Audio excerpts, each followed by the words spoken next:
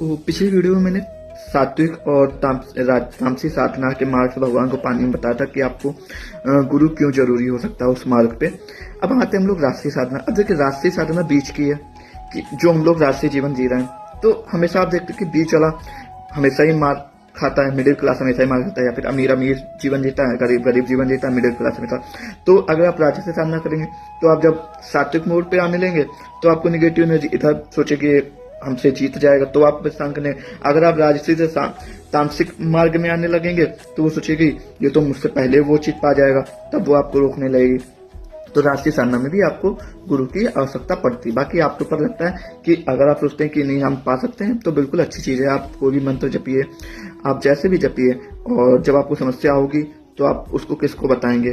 तो इसीलिए मना किया जाता है कि आप गुरु से ही जब लेके मंत्र पढ़ेंगे तब उसका महत्व ज्यादा होगा, और यही जरूरी है। और जब आप गुरु से मंत्र ले लेते हैं, जब आपके अच्छे गुरु होते हैं, ये आजकल नहीं जो एक साधना को तो अच्छा बताएंगे कि नहीं ये चीज अच्छी है और दूसरी चीज को बेकार बताएंगे कि ऐसे तामसिक साधना अच्छी, सात्विक बेकार है, सात्विक अच्छी, तामसिक। तो जो इनमें आपको फंसाएगा वो आपको फंसाता ही रहेगा, वो आपको आगे नहीं ले जाने की कोशिश करेगा।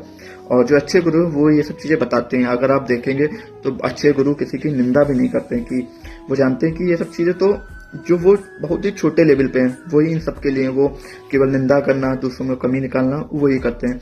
क्योंकि जब आप उस लेवल पे पहुंच जाते हैं तो आपको हर चीज में ही ईश्वर नजर आने लगता है, और जब आप ईश्वर हर चीज में नजर आने लगता है तो आपको लगता है कि जो सब हो रहा है वो सब ईश्वर ही कर रहा है, मैं तो करता हूं ही नहीं, मुझे तो बस एक निर्देश मिल रहा है, मैं वो फॉलो कर रहा हूँ।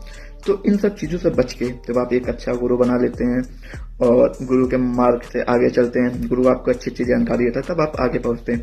पहले क्या होता था कि छोटे से गुरुकुल में भेजते थे, वहां पे गुरु होता था, तो जब आप गुरु एक लेवल पे आता था कि अब जैसे क्या अभी आप गुरु बनाएंगे तो उसको आप चीजें बताएंगे तो उसको खुद ही नहीं पता है कि इस चीज का निवारण कैसे करें, तो वो आगे किसी से पूछता नहीं, वो अपने आप को ही समझता है कि मैं ही पढ़ाऊं।